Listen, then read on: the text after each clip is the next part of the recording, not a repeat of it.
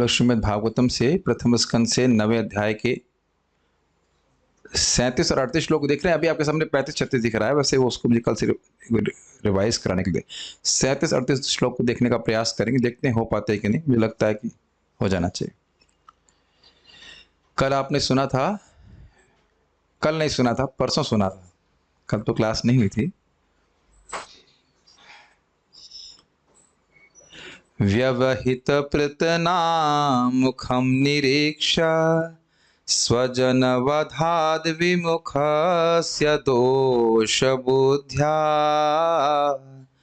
कुमति महरदात्म विद्ययायस चरणरतिः परमास्य तस्य मेस्तु। व्यवहित प्रतनाम मुखम निरीक्षा, दूर स्थित सेना को देख करके स्वजन वधाद विमुखस्य, जो अपने स्वजनों के वध से विमुख हो गए थे और दोष बुद्धि के कारण किसी पाप लगेगा, उनकी कुमति यानी अर्जुन की कुमति को आत्म अहरत हर लिया भगवान श्री कृष्ण ने आत्म विद्या देके अपने निष्ठ कृष्ण निष्ठ ज्ञान के द्वारा। ऐसे परम भगवान में के चरणों में मेरी रति हो, इस प्रकार से वो बोल रहे हैं। अब वो क्या कह रहे हैं देखिए इसमें। अब वह यहाँ पे 37 और 38 श्लोक में किसी की आवाज आ रही, कैसे आवाज आ रही है? मेरी आवाज में दोबारा क्यों सुनाई पड़ रही है? तो इसमें वह अपने ऊपर जो कृपा है भगवान श्री कृष्ण की वह दर्शा रहे। अभी तक आपने देखा ना पिछले श्लोक में अर्जुन का अज्ञान को नष्ट किया तो अर्जुन पे कृपा की। अब वो बता रहे हैं कि किस प्रकार से आपने मुझ पे कृपा की है। तो इन 2 श्लोकों से बता रहे हैं, देखते हैं कि हम 2 श्लोक कर पाते हैं कि नहीं। तो mridang is ready, let's see we can try to sing it. गा लेंगे। स्वनिगममपहाय मत प्रतिज्ञा ऋतमधिकर्तुमवप्लुतोर, नहीं आ रहा। स्वनिगममपहाय मत्प्रतिज्ञां ऋतमधिकर्तुमवप्लुतोरथस्था। स्वनिगममपहाय मत्प्रतिज्ञां ऋतमधिकर्तुमवप्लुतोरथस्था। स्वनिगममपहाय मत्प्रतिज्ञां ऋतमधिकर्तुमवप्लुतोरथस्था। स्वनिगममपहाय मत्प्रतिज्ञां ऋतमधिकर्तुमवप्लुतोरथस्था। धृतरथ चरणो भयाचलतु हरिरिव हन्तुमिभं गतोत्तरीया। धृतरथ चरणो भयाचलतु हरिरिव हन्तुमिभं गतोत्तरीया। धृतरथ चरणो भयाचलतुर् हरिरिव हन्तुमिभं गतोत्तरीयः। धृतचरणो अभयचलतुर् हरिरिव हन्तुमिभं गतोत्तरीयः। स्वनिगममपहाय मत्प्रतिज्ञां ऋतमधिकर्तुमवप्लुतोरथस्था। स्वनिगममपहाय मत्प्रतिज्ञां ऋतमधिकर्तुमवप्लुतोरथस्था। धृतरथ चरणो भयाचलतुर् हरिरिव हन्तुमिभं गतोत्तरीयः। चरणो अभ्याचलग्धु हरिरिव हन्तुमिभां गतोत्तरीया स्वनिगममपहाय मत्प्रतिज्ञां ऋतमधिकर्तुमवप्लुतो रतस्ता स्वनिगममपहाय मत्प्रतिज्ञां ऋतमधिकर्तुमवप्लुतो रतस्ता धृतरथ चरणो भयाचलद्गुर् हरिरिव हन्तुमिभं गतोत्तरीयः रथ चरणो अभ्याचलद्गुर् हरिरिव हन्तुमिभां गतोत्तरीयः। ठीक है, ये अच्छा है, फास्ट भी सीख गए हम लोग। मेरी इच्छा को पूरी करते हुए तथा अपनी प्रतिज्ञा तोड़कर वे रथ से नीचे उतर आए, उसका पहिया उठा लिया और तेजी से मेरी ओर दौड़े, जिस तरह कोई सिंह किसी हाथी को मारने के लिए दौड़ पड़ता है। इसमें उनका उत्तरीय वस्त्र भी रास्ते में गिर गया। स्वनिगमम, संस्कृत देखिए, स्वनिगम मतलब अपनी प्रतिज्ञा को कि मैं केवल सहायता मात्र करूंगा, अस्त्र नहीं उठाऊंगा। अपहाय त्याग कर, मत प्रतिज्ञा मेरी प्रतिज्ञा को, मत प्रतिज्ञा मेरी प्रतिज्ञा को, मेरी मतलब भीष्म देव की प्रतिज्ञा को, ऋतम अधिक कर्तुम, ऋतम दिख रहा है, ऋतम अधिकर्तुम, ऋतम का मतलब सत्य, तो ऋतम अधिकर्तुम मतलब अधिक सत्य करने के लिए भीष्मदेव कह रहे हैं मेरी अपनी प्रतिज्ञा को त्याग करके मेरी प्रतिज्ञा को अधिक सत्य करने के लिए जो भगवान अवप्लुतो रथस्थ, जो रथ पे स्थित थे, किसके रथ के ऊपर? अर्जुन के रथ के ऊपर स्थित थे, और वहां से अवप्लुत कूद पड़े। ये देखिए अवप्लुत जो है केवल नीचे उतरने के आशय में नहीं है। कभी आप कुछ कूदेंगे और नीचे आराम से उतरेंगे, उसमें अंतर आ जाएगा, स्पेशली अगर उत्तरी पहने हैं तो। उत्तरी कुर्ते की तरह फंसी नहीं रहती है, तो अगर कूदेंगे तो काफी संभावना है कि उत्तरी गिर जाए। वही बात यहाँ पे उनको याद आ रही है। अभी हम केवल एक अर्थ ले रहे हैं, आप देखिए इसमें बहुत सारे अर्थ छुपे हुए हैं और ऐसी बातें हैं जो आपने कभी नहीं सुनी होंगी। तो ये समझ में आ रहा है, अर्जुन को बचाने के लिए भगवान रथ से कूदे और क्या किया? धृत रथ चरण, धृत मतलब धारण कर लिया, पकड़ लिया, उठा लिया। क्या उठा लिया? रथ का चरण, रथ का पैर। रथ का पैर क्या होता है? चक्र, पहिया। अभ्ययात चलत गुर, अभ्यात मतलब मेरी तरफ आने लगे, और जब आ रहे हैं तो चलत गुर अर्थात पूरी पृथ्वी कंपायमान होने लगी। कैसे? हरि रिव, वैसे तो हरि भगवान का ही नाम है, लेकिन हरि यहाँ पे हरि का अर्थ है सिंह। हरि रिव हंतुम इभम, इभम का अर्थ होता है हाथी और हरि का अर्थ हुआ सिंह। जैसे एक सिंह हाथी को मारने के लिए दौड़े, इस प्रकार से। और उसमें गत उत्तरीय, उनका जो उत्तरी वस्त्र था भगवान श्री कृष्ण का, वह गिर गया। उसकी याद क्या कर रहे थे? उत्तरीय, और धोती पीली पीली थी जो चमचमा रही थी, वो पहले श्लोकों में आप देख चुके हो। तो उत्तरीय वस्त्र भगवान श्री कृष्ण का गिर गया। इससे पहले कि हम श्लोक में जाएं, हम कुछ पहले थोड़ा महाभारत की कुछ इसके पीछे की कहानी को सुनना चाहते हैं। कहानी कुछ भक्तों को पता होगी, कुछ को नहीं पता होगी। उस कहानी का स्मरण करना हमको हमेशा अच्छा लगता है, बारंबार सुनते हैं, बार बार अच्छा लगता है। तो आप जानते हैं कि जब महाभारत का युद्ध थन गया तो भगवान कृष्ण की सहायता मांगने के लिए दुर्योधन गए, और दुर्योधन पहले पहुंचे और जा करके भगवान के कंधे की तरफ, मतलब जहाँ पे ऊपर वाले भाग तक सर के पास में खड़े हो गए। समधी हैं तो कोई उनको रोकने का प्रश्न नहीं होता। समधी का अर्थ है भगवान कृष्ण के बेटे सांब का विवाह दुर्योधन की बेटी लक्ष्मणा से हुआ था, तो इसलिए समधी हैं। तो वो चले गए, वो खड़े हुए, और उस समय भगवान विश्राम कर रहे थे, आंखें बंद थी उनकी। और अर्जुन भी गए, और अर्जुन कहाँ खड़े हुए थे? भगवान के चरणों के पास में। और अर्जुन भगवान श्री कृष्ण की शयन लीला देख रहे थे, मतलब कितने सुंदर भगवान लग रहे हैं सोते समय। देखिए आप इस कथा को भले जानते हो, लेकिन एक एक पॉइंट पे मनन करेंगे तो बहुत सुख मिलेगा। अब आ जाइए कि आप एकदम भगवान के चरणों पे और अर्जुन के रेफरेंस फ्रेम से देखिए कि कृष्ण कितने सुंदर लग रहे होंगे। सुंदर सुंदर उनके बाल हैं, उनकी आंखें बंद हैं और बड़े भगवान तो लीला कर ही रहे हैं। फिर आंखें खोलते हैं और अर्जुन को बोलते हैं, अर्जुन आप आए हैं?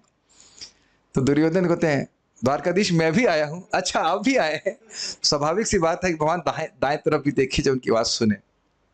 तो बात फिर चली कि देखिए युद्ध होने वाला है और इसमें हमारी सहायता की आवश्यकता है। तो भगवान ने कहा कि देखिए युद्ध हमारे संबंधियों के बीच में है, इसलिए मैं युद्ध नहीं करूंगा, लेकिन एक तरफ मेरी एक अक्षौहिणी नारायणी सेना रहेगी और दूसरी तरफ मैं रहूंगा, लेकिन मैं निहत्था रहूंगा, मैं केवल सहायता मात्र करूंगा। तो स्वनिगमन पे हम ये बोल रहे हैं। भगवान श्री कृष्ण की ये प्रतिज्ञा थी कि वह अस्त्र शस्त्र नहीं उठाएंगे, केवल सहायता करेंगे। तो अर्जुन को पहले मौका दिया गया था। क्यों? क्योंकि अर्जुन को भगवान कृष्ण ने पहले देखा था और अर्जुन छोटे भी थे। तो अर्जुन ने कहा कि भगवान मैं चाहता हूं कि मैं आपको चाहता हूं। तो फिर दुर्योधन ने कहा तो ठीक है, सेनापति को आज्ञा दिया जाए। तो क्या करना? वो कह रहे थे भाई जब ये युद्ध ही नहीं करेंगे तो क्या प्रयोजन इनको लेने का। तो उनकी एक अक्षौहिणी सेना, नारायणी सेना को लेकर चल पड़े। कौन? दुर्योधन। और भगवान श्री कृष्ण से भगवान कृष्ण ने अर्जुन को कहा, अर्जुन तुम्हारा दिमाग खराब हो गया, जब मैं युद्ध करूंगा नहीं तो तुमने मुझे चुना क्यों? तो आप प्रसिद्ध बात अर्जुन की जानते हैं। अर्जुन यही कहते थे कि भगवान मेरी बहुत इच्छा थी कि मैं अपने जीवन की बागडोर आपके हाथ में दे दूं, इसीलिए माता कुंती को भी भगवान कृष्ण वादा किए। तो मैं पढ़ा हूं साक्षात महाभारत के कंडेंस महाभारत में पढ़ा था कि चाहे पूरा विश्व पांडवों के विपरीत हो जाए, माता कुंती आपके 5 पुत्र जरूर बचेंगे। भगवान भी वादा देने में बड़े एक्सपर्ट है। जान रहे थे कर्ण मारा जाएगा तो 5 पुत्र आपको जरूर बचा के लेके जाओ, कोई संभावना नहीं है कि वो मारे जा सके। और अर्जुन भी भगवान को कहते हैं कि यदि आप मेरी तरफ रहेंगे, मेरे पास रहेंगे, आपकी सहायता प्राप्त होगी तो मैं देवताओं को भी जीत लूंगा। और शिव जी को जीते भी थे। तो इस प्रकार से भगवान ने प्रतिज्ञा ली थी कि मैं युद्ध में अस्त्र नहीं उठाऊंगा, सहायता करूंगा। अब ये सहायता ये जो भगवान ने प्रतिज्ञा थी वे त्याग दी। तो प्रश्न आएगा कि क्यों त्याग दी? तो उसको कहना है मत प्रतिज्ञा। अब इस कहानी को भी आप जानते हैं, लेकिन फिर भी स्मरण करने में बारंबार हमारा शुद्धिकरण भी होता है और भगवान से प्रेम बढ़ता है। तो युद्ध हो गया था शुरू और कुछ दिन बीत गए थे। तो दुर्योधन देख रहा था कि हमारी पार्टी में बहुत लोग मर रहे हैं और भीष्म पितामह उतना तेजी से नहीं लड़ रहे हैं। तो भीष्म पितामह जी के पास जाकर के लिटरली आंसुओं से रोने लगा और कहा कि भीष्म पितामह जी देखिए, हम तो आपके ही भरोसे युद्ध ठाने थे, अब आप ही इतना हल्का युद्ध लड़ रहे हैं, कठोरता से लड़ नहीं रहे हैं, और हम देख रहे हैं कि और हमारे पक्ष के लोग मारे जा रहे हैं, हम लोग हार रहे हैं, ये तो बहुत गड़बड़ होता है। आप पहले ही बोल देते तो हम युद्ध करते ही नहीं, और उस पर भी बोल दे कि आप खाते हमारा हैं और पक्ष ले रहे हैं पांडवों का। ये बात भीष्मदेव को बहुत खराब लगी, क्योंकि देखिए राज्य उनका था, वो जेठ वरिष्ठ पुत्र थे, स्वेच्छा से राज्य दे दिए थे, और ये बात सुनना, देखिए इस प्रकार की बात, क्षत्रिय तो वैसे सहनशील नहीं होते और ऐसी बात बोलते। तो फिर वह बहुत क्रोधित हुए। उन्होंने कहा ठीक है, कल यदि कृष्ण ने अस्त्र नहीं उठाया तो मैं पांचों, क्षमा कीजिएगा, गलत हो गया, ने कहा कि ये 5 बाण मैं ले रहा हूं, उससे पांडवों को मार दूंगा कल। अब देखिए भगवान कृष्ण को टेंशन हो गई, क्योंकि भीष्मदेव प्रतिज्ञा ले लिए हैं तो वो पूरा ही करके मानेंगे। अभी वो पूरी प्रतिज्ञा नहीं आई, पहली प्रतिज्ञा देखिए कि 5 बाण से मैं पांडवों को मार दूंगा। तो इससे पहले थोड़ा सा बैक सीट में जाएंगे। तो जब पांडव लोग जंगल में थे तो दुर्योधन एंड पार्टी आए और खूब उधर पार्टी के इनको जलाने के लिए, देखो ये लोग गरीबी में हैं और हमको जलाएंगे कि हम खूब खा रहे हैं, आनंद ले रहे हैं इत्यादि। तो जब ऐसा कर रहे थे तो एक सरोवर के पास थे, वहां पे चित्रांगद, जहां तक मैं समझ रहा हूँ चित्रांगद नाम का एक गंधर्व राज वहां पे आ गया और दुर्योधन को पकड़ के लेके चला गया। तो इधर सोने, तो ये कर्ण वगैरह तो उनसे युद्ध करके सब पिट के बाहर गए, वो तो कोई युद्ध नहीं कर पाए इन गंधर्वों से। तो फिर युधिष्ठिर जी ने कहा, भगवान ने, युधिष्ठिर महाराज ने कहा कि देखिए जो कुछ भी हो, हमारा झगड़ा भाइयों का आपस का है, बाहर का व्यक्ति आए तो हमें एक होना चाहिए। तो नया डायलॉग नहीं है, तो चलता ही है। तो भेजा गया था भीम को और अर्जुन को। तो अर्जुन और भीम ने मिलकर के इनको बचा लिया दुर्योधन को। दुर्योधन ने कहा कि मैं तुमको वरदान देना चाहता हूँ। तो अर्जुन ने कहा जब जरूरत होगी मांग लेंगे, अभी तो हमें कोई आवश्यकता नहीं है। तो भगवान कृष्ण ने, अच्छा हाँ, तो अब वापस इस युद्ध क्षेत्र में आ जाइए। तो दुर्योधन ने कहा, दुर्योधन को विश्वास नहीं था, हो सकता है कि भीष्म पितामह का मन जो है वो बदल जाए, कह के ऐसा करते हैं, ये 5 बाण आप मेरे को दे दीजिए, तो कल सुबह आपको मैं दे दूंगा, हो सकता है आपका फिर मन बदल जाए। तो ठीक है। तो अब दुर्योधन के पास जब ये 5 बाण थे, तो अब अर्जुन को भगवान कृष्ण कह रहे हैं कि जाओ तुम जाकर के उनसे वो 5 बाण मांग के लेके आओ। तुमने वरदान मांगने कहा था दुर्योधन ने। दुर्योधन के पास रात को जाते हैं अर्जुन और कहते हैं कि हम, आपको याद है भैया कि आपने, भैया बोला हो या नहीं बोला मुझे नहीं पता, लेकिन जो भी, मैं थोड़ा ड्रामेटाइज कर रहा हूँ उसको, कि भैया आपने वरदान के लिए कहा था, तो क्या चाहिए तुमको, राज्य चाहिए, दे दो राज्य, राज्य तो हम लड़के ही लेंगे, राज्य तो दान में नहीं चाहिए, वो 5 बाण दे दीजिए आप।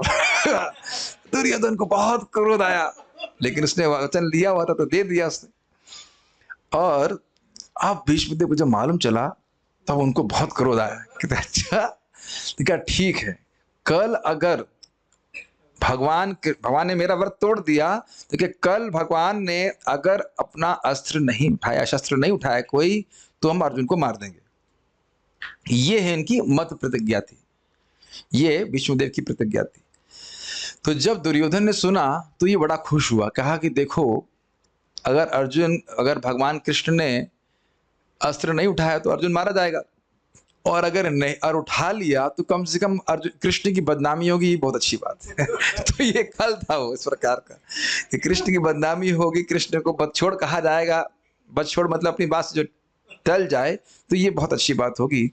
तो उसने कहा ठीक ऐसे ही करेंगे। तो फिर अगले दिन फिर जब इस प्रकार से युद्ध चल रहा था, तो भीष्म पितामह इतनी कठोरता से युद्ध कर रहे थे, इतने उत्साह से युद्ध कर रहे थे कि अर्जुन केवल बाण काट पा रहे थे, बस उसका प्रतिकार कर पा रहे थे, और वो करने में ही अर्जुन को पसीना आ गया। आप समझिए कि भगवान ने क्यों किया, कि देखिए ये सारी चीजें केवल भगवान का नाटक नहीं है, भी अब टीका में भी पढ़ने वाला है। मैं इसलिए पहले क्लियर कर दे रहा हूं ताकि बातें आपको टीका में आसानी से समझ में आ जाए। तो अब भीष्म पितामह लड़ रहे हैं बहुत तेजी से, बहुत कठोरता से, और अर्जुन केवल उसका प्रतिकार कर पा रहे हैं। प्रतिकार मतलब बाण काट पा रहे हैं, उनका अटैक नहीं कर पा रहे हैं, और उसमें भी उनका पसीना छूट रहा है। तो और भगवान का अर्जुन के प्रति स्वाभाविक स्नेह है, तो उनके मन में ये अनुभव आ गया, अनुभव याद आ रहा है, भाव आ गया कि ये तो अर्जुन को आज मार देंगे।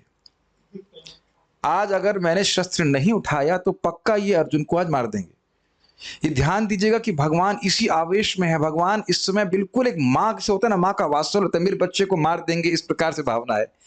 ये नहीं सोचना चाहिए कि नाटक कर रहे हैं कृष्ण, ये भी आगे क्लियर होगा आपको। तो इस आवेश में कि आज अगर मैंने शस्त्र नहीं उठाया तो ये पक्का अर्जुन को मार देंगे, भगवान अवप्लुतो रथस्थः, रथ से कूद पड़े बिल्कुल आवेश में। और जब वो दौड़ रहे हैं तो अब वो भूल गए कि मैं मनुष्य की लीला कर रहा हूं।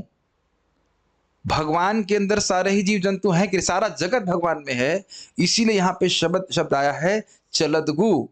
जब भगवान चल रहे हैं तो पूरे ब्रह्मांड का भार लेकर के चल रहे हैं, तो इस कारण से उनके हर पद दलन से बार बार जो पदाघात हो रहा है, पृथ्वी कंपायमान हो रही है। ये बात समझ पा रहे हैं? अब भगवान भूल गए हैं कि मैं मानवीय लीला कर रहा था, बस उनको ये लग रहा है कि मेरे भक्त को मार देंगे। और चक्रवर्ती पाद एक और अद्भुत बात कहते हैं, रथ से कूदे तो भीष्म पितामह इन पे बाण भी मार रहे हैं, लेकिन यह भी तो संभावना बन सकती है कि अर्जुन पे भी अटैक करते, और इधर भी अटैक करते। तो अलक्षित रूप से रथ पे भी थे और इधर भी कूद गए।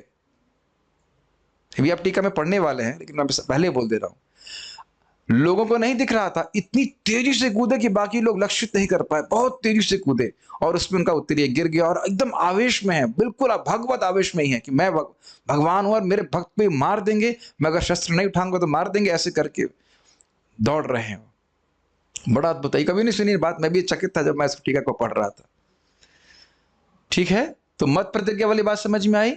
यस।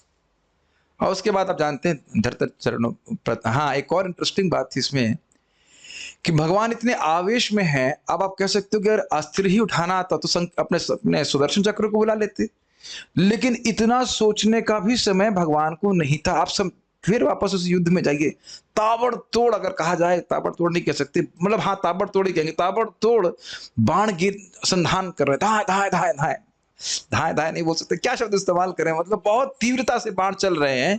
तो इतना समय नहीं है उनके पास सोचने का, इतना समय भी नहीं भगवान के पास सोचने का कि सुदर्शन का भी आह्वान कर ले।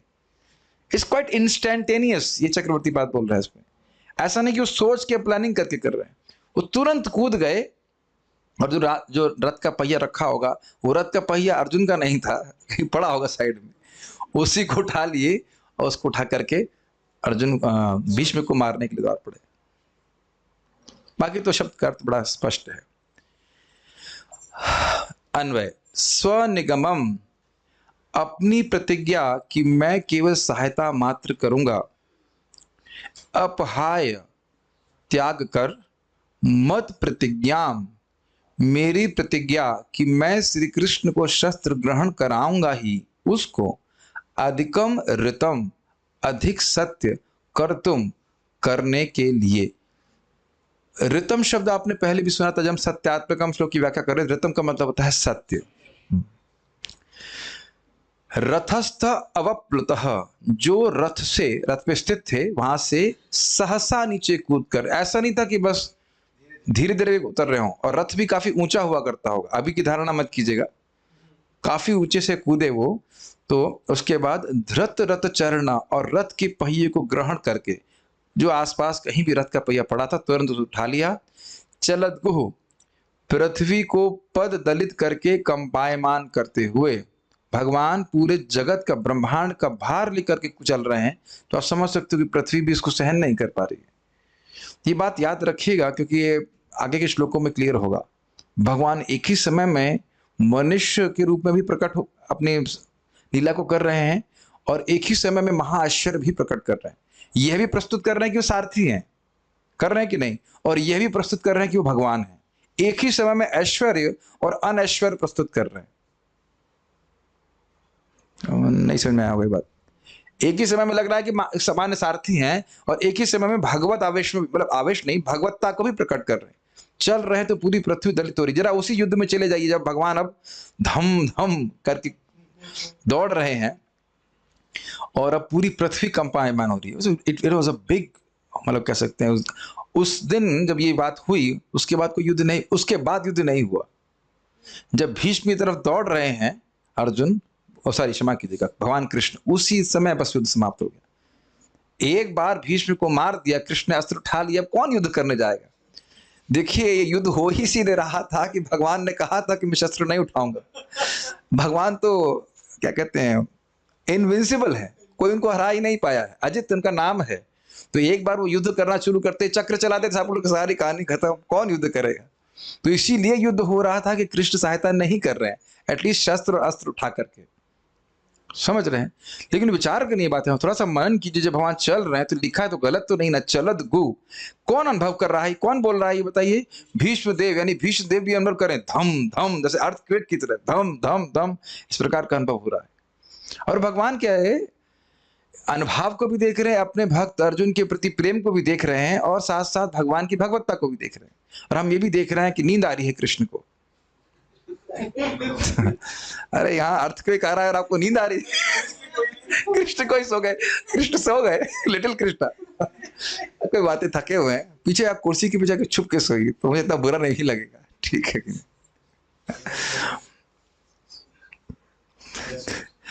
ठीक है। अभ्ययात, मेरी ओर अभिमुख होकर के दौड़े। अभ्ययात समझ रहे आए, गतोत्तरीय, जिससे उनका उत्तरीय गिर गया। किससे उनका उत्तरीय गिर गया? कूदने से।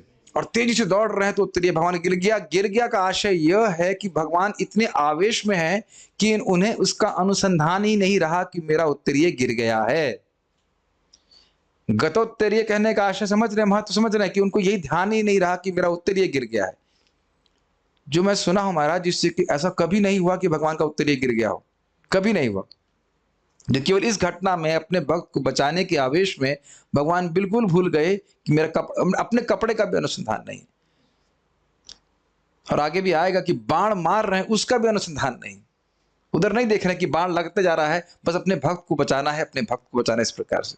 तो ये भगवान का विशेष भक्त वात्सल्य यहाँ पे सूचित हो रहा है अर्जुन के प्रति भी और भीष्मदेव के भी प्रति। यह कैसे? भीष्मदेव के प्रति कैसे? देखिए, एक क्षत्रिय के लिए अपनी बात को छोड़ देना ये बहुत बुरी बात है, इसे कायरता कहा जाएगा, बहुत खराब बात बोली जाएगी। और भगवान विश्व तो भगवान है ही, विश्व प्रसिद्ध क्षत्रिय हैं। हमने सुना भी उनका गुण है क्या है, सत्य व्रत, जो व्रत ले लिए उसको पूरा करते ही हैं, है कि नहीं? तो भगवान के ऊपर इस प्रकार का पूरे विश्व में आक्षेप होता कि इन्होंने अपनी बात छोड़ दी, अपने व्रत का पालन नहीं किया। आपने सुना नहीं कई बार अर्जुन अपने आप को मारने के लिए उद्यत हो गए थे केवल अपने व्रत का पालन करने के लिए। 3 बार तो हमको याद आ ही रहा है, युधिष्ठिर महाराज के प्रसंग में, जयद्रथ के प्रसंग में, और ब्राह्मण के बच्चे को नहीं बचा पाए उस तीनों प्रसंग में। तो एक क्षत्रिय के लिए अपनी बात को छोड़ देना ये बहुत बड़ी बात है, ये बहुत बड़ी बात है। हमारे तो हम तो बातें छोड़ते ही रहते हैं पालन करना यही बड़ी बात है, पालन करना ये बड़ी बात है।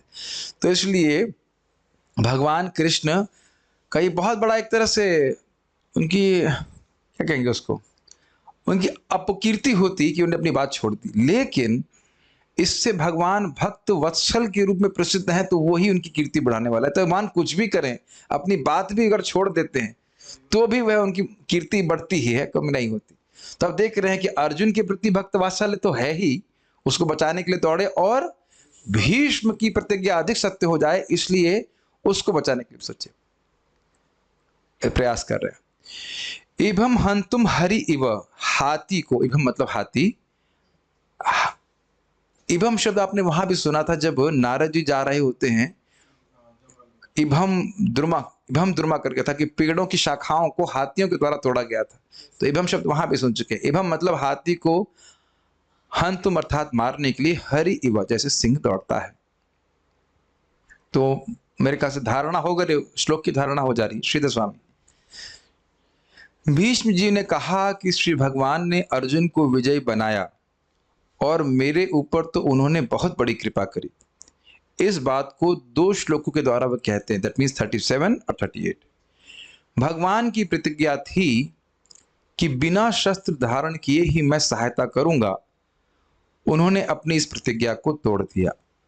मेरी जो यह प्रतिज्ञा थी अर्थात भीष्मदेव की कि मैं श्री कृष्ण से शस्त्र उठवाकर ही रहूंगा, मेरी इस प्रतिज्ञा को पूर्ण रूप से सत्य करने के लिए अधिकर्तुम, ऋतम अधिकर्तुम, अधिक सत्य करने के लिए, भाई तुम, हम आपकी बात रख लेते हैं। सुना आपने कभी शब्द, जल तेरी बात रह जाए, ऐसा करके सुना है आपने? उस तरह से तेरी बात रह जाए, तेरी बात सत्य हो जाए, ऐसे करके। जो रथ पर बैठे थे सहसा कूद पड़े और अपने हाथ में रथ का चक्र उठाकर मेरे सामने उसी तरह दौड़ पड़े जिस तरह से कोई सिंह किसी हाथी को मारने के लिए उस पर टूट पड़ता है। तो यहां तक तो बड़ा स्पष्ट है। अब ध्यान से सुनिए, उस समय मानवीय लीला करते हुए श्री भगवान इस बात को भूल गए कि उनके उदर में ही संपूर्ण जगत का निवास। ये कारण बता रहे हैं चलत गु, क्यों भगवान के चलने से पृथ्वी कंपायमान हो रही थी, उसका कारण यहां बता रहे हैं कि भगवान अब पूरे ब्रह्मांड का भार लेकर के चल रहे हैं। जैसे अगर आप लोग भागवत सुनते हैं, अगर जानते हैं तो जानते हैं कि ध्रुव महाराज जब तपस्या कर रहे थे तो एक घुटने पे खड़े थे, पूरा वो अंगूठे पे, सॉरी, क्या मुंह से निकल रहा है, घुटना नहीं, क्षमा कीजिएगा, पैर सोच रहा हूं, अंगूठा मुंह से निकला है, घुटना। Krishna can't you coordinate properly? Okay, उनके जो पैर का घुटना, पैर का अंगूठा, कृष्णा पैर का अंगूठा था, उसके ऊपर खड़े हो गए और इतना भगवान में आवेश था उनका कि पूरे इतना वजन बढ़ गया कि उनके प्रभाव को से पृथ्वी डोलने लग गई थी। ये ध्रुव महाराज के संग ऐसा हुआ। अविश्वसनीय लगता है, लेकिन क्या भागवत झूठ तो कुछ लिखा नहीं है। तो यहां पे कह रहे हैं कि भगवान मानवीय लीला भले ही कर रहे हों, लेकिन पूरे जगत का भार लेकर के वो चल रहे हैं। ब्रह्मांड को दिखाया ही उन्होंने अपने उदर में। उनके प्रत्येक डेग के भार से, हर पदाघात से पृथ्वी कांप रही थी और उनका उत्तरीय बीच मार्ग में ही गिर पड़ा था। ऐसे भगवान मुकुंद मेरे एकमात्र आश्रय बने। ये अगले श्लोक से अन्वित है। ये कहने का आशय समझ लीजिए, यहां नहीं कह रहे हैं कि भगवान मुकुंद मेरे आश्रय बने, वो अगले श्लोक में है, तो उसको यहाँ पे टक दिया गया कि ऐसे भगवान जो अब मेरी प्रतिज्ञा को अधिक सत्य किए, अपनी प्रतिज्ञा को तोड़ दिए, रथ से कूद करके दौड़े मेरी तरफ जैसे कि एक सिंह मारने के लिए दौड़ता है, ऐसे भगवान मेरे आश्रय बने। ये प्रेम है ना भगवान का कि हमारी बात को सत्य रख रहे हैं इस प्रकार से, भक्त की बात को। इससे पहले मैं भूल जाऊं, लेकिन जब भी ये बात आती है तो मुझे स्मरण आता है श्रील प्रभुपाद जी की बात को कि 16 माला का जब जो भी करेगा, 4 नियमों का पालन करेगा, वह जरूर भगवान के पास चला जाएगा। इसमें बिल्कुल संदेह नहीं करना चाहिए, क्योंकि ये प्रभुपाद जी की प्रतिज्ञा है, प्रभुपाद जी का ऑफर है। इसमें संदेह करने की बजाय व्यक्ति को इसमें इस पे विश्वास करना चाहिए। जब आप विश्वास कर रहे हैं तो प्रभुपाद जी भगवान प्रसन्न होते हैं कि मेरे भक्त की बात पे विश्वास कर रहे हैं। यही तो भगवान गीता में बोलते हैं ना, कौन्तेय प्रतिजाने ही न मे भक्त प्रणश्यति। हे अर्जुन, तुम ये प्रतिज्ञा करो कि मेरे भक्त का कभी नाश नहीं होता। इससे मुझे ये शिक्षा जरूर मिलती है कि हम लोग जब तो स्वयं करें ही, अन्यों की भी मदद करें। प्रभुपाद जी के इस वाक्य को उनके जीवन में श्रद्धा उत्पन्न करें और प्रयास करें एटलीस्ट, और वह भी भगवान की, प्रभुपाद जी की वाक्यों की प्रतिज्ञा का, या जो भी कह लीजिए, उसको आश्रय लेकर के भगवान की प्राप्ति करें। ऑब्वियसली इसका अर्थ ये नहीं कि अधिक समय तो हम जप नहीं कर सकते, लेकिन आप ये नहीं कह सकते कि मान लीजिए कोई नहीं कर पा रहा है और अधिक तो भगवान के पास नहीं जाएगा, ये नहीं कहिएगा। ये कहने का अर्थ हो गया मतलब हम प्रभुपाद जी की बात को अविश्वास कर रहे हैं। 16 माला जो जप कर रहे हैं, सेवाएं कर रहे हैं, प्रचार कर रहे हैं, 4 नियमों का पालन कर रहे हैं, वो प्रभुपाद जी की कृपा से पहुंच जाएंगे, बस ही समझ लीजिए। This is something very very significant. सभी भक्तों को, एटलीस्ट इस्कॉन के भक्तों को ये भाव होना चाहिए कि हम प्रभुपाद जी के आश्रित दासों के दास हैं। इससे पहले हम आगे जाएं, एक छोटी सी बात समझ में कहना चाह रहा था कि श्रीवास ठाकुर के घर में महाप्रभु का अभिषेक हो रहा था और एक माता जी, इनका नाम था दुखी, वह केवल जल लेके आनी थी गंगा जी का महाप्रभु के अभिषेक के लिए। कोई बहुत विशेष सेवा नहीं कर रहे थे, विशेष मतलब जो लाइमलाइट वाली सेवा नहीं कर रहे थे, लेकिन श्रीवास ठाकुर के अनुगत्य में थे तो महाप्रभु ने उनको भी कृष्ण प्रेम दिया। तो अनुगत्य में है प्रभुपाद जी की, ये बहुत महत्वपूर्ण बात है और इस भाव को हृदय में धारण करना चाहिए। Does it make sense? हम उनको प्रसन्न करने के लिए स्वयं भी भक्ति करें और जितना संभव हो दूसरों को भी भक्ति करने का मौका दें। ये बहुत महत्वपूर्ण है।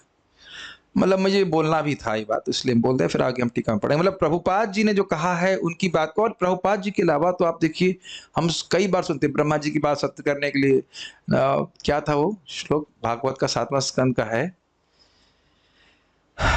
भृत्य की बात को सत्य करने के लिए आप प्रकट हुए। अब मुझे याद नहीं आ रहा वो श्लोक इस समय, नरसिंह, हम कई बार उसको गाते हैं, अभी बहुत दिन से पढ़ा नहीं हूं तो याद नहीं आ रहा वो,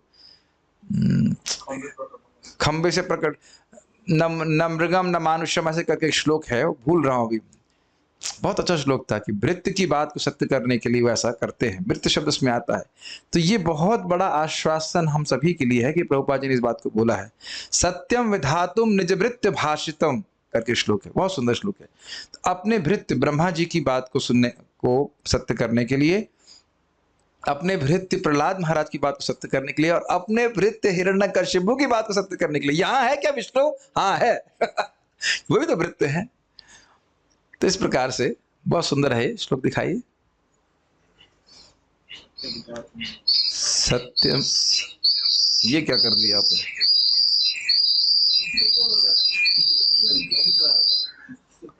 सत्यम विधातुम निज भृत्य भाषितम, कहाँ गया?